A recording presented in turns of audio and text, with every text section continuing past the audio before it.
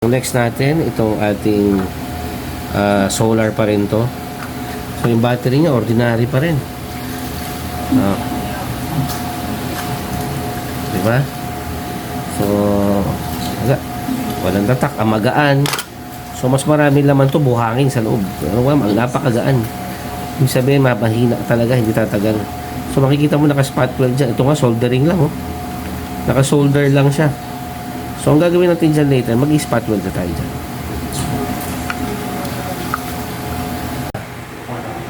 Labas na, expose yung wire, positive. Siyempre, negative yung blue. So, try natin sa pakapitin dito sa plate para mag-spot weld tayo. Dahil unang pangit ng kabit. Siyempre, made in China, alam na natin. So, gagamit tayo ng Dremel. Medyo gagaspakan na natin ng konti para pag pagkakapitan siya, pag winelding natin siya. So, i-solder na lang natin dyan. So, ito, i-solder natin dito. Papakita natin later after. Ito yung challenge niya, no? Paano natin ito papakapitin. So, kailangan ito kapit. So, natin yung guide natin ito kanina. So, pinakapit natin ito sa soldering iron. So, kapit na siya. So, doon naman tayo sa negative. So, mag-expose muna tayo ng wire. So, ayun. Expose muna natin yung wire. So, yung pagtalop ng wire, huwag nyo nang kukuntiin kasi mauubos yung hibla. Hintayin nyo na lang. Tapos silahin. Sila ng konti sa dulo. Ayan, expose lang natin. Sawakan natin itong dulo. Sigurado natin na nakakumpul lang ito. Ayan. Natin siya. At least walang bawas yung hibla niya. Yan agad maaari. Pahawak pa. Lalagyan na natin ng pondo to ng soldering.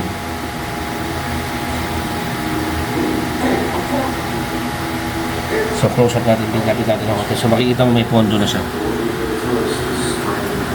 So, pag may pondo na siya ng soldering, so yung kaninang na dikit natin, ang gagawin na lang natin dyan, gugupitin natin, saka natin si-shapean later na mas maliit, ng mas smaller siya. So, gagawa naman tayo para doon sa blue. So, again, gagasgasakin natin to kung hindi na kailangan magliha, Dremel na lang gamitin nyo. Para may pagkakapitan lang yung yung lead. Alright? Pag hindi magaspang, walang pagkakapitan. So, expose lang natin ito ng konti. Makikita natin dyan.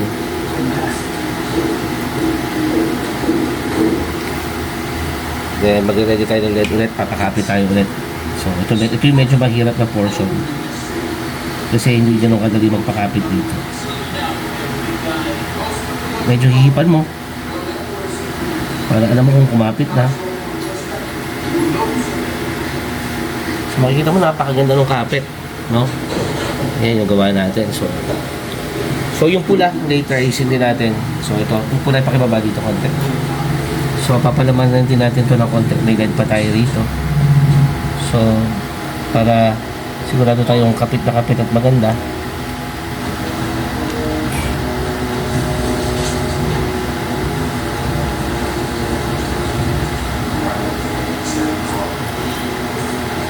Pakilayo itong isa. Tama eh.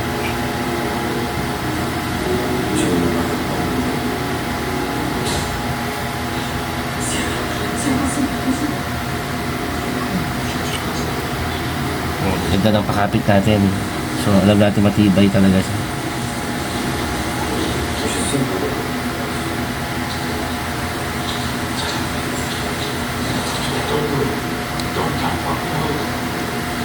Right. So, mag-shape na lang natin itong plate para kumasa tayo dun sa paglalagyan. So, hindi kailangan sobrang laki nito. Kailangan lang nito may pag-i-spot weldan tayo sa battery. Yung ganyan kalaki, malaki na yan. So, ito, babawasan din natin ito. Dito sa likod. Sa gilid. Then, syempre, yung sumobrang LED sa ibabaw, kailangan i-dremel natin ng konti yan kasi baka di na magsarado mamaya.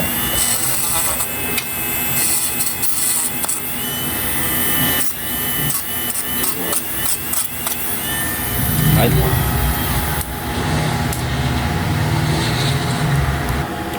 Okay, so ito. So positive, tanda natin yung mas maliit, negative yung flat.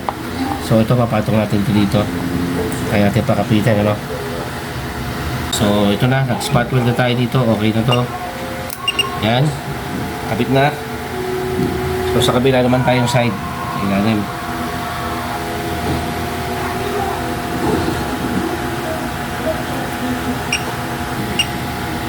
Okay.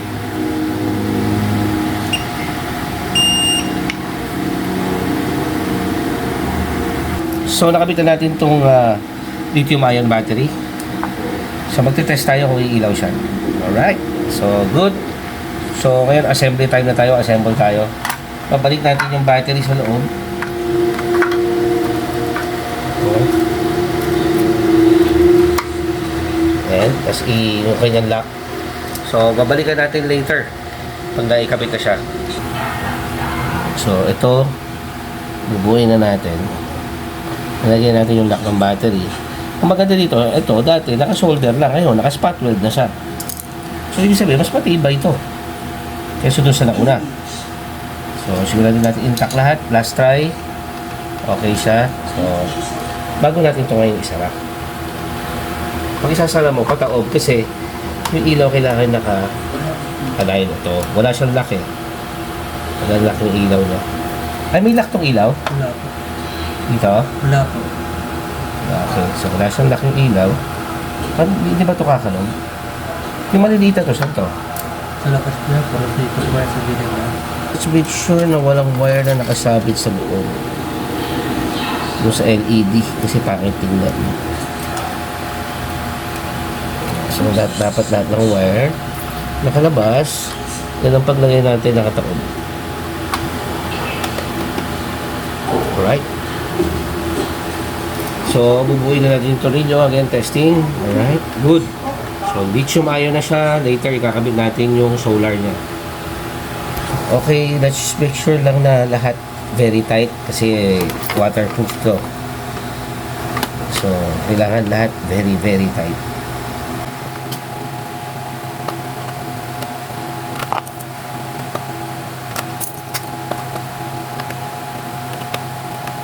Kailangan lang solar. Then connect dito sa ilalim.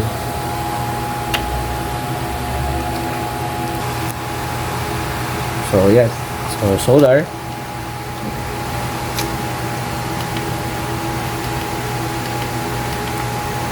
Okay, very good. So ito, ideal siya. Kasi ito, pwede mo ihiwalay. Kung gusto mo ito lagay sa loob ng tent mo or what. Kasi ito naman, pwede mo siyang ilayo. Kasi mahaba pa yung wire. That's it. Sana po nakatulong tayo. Maraming salamat.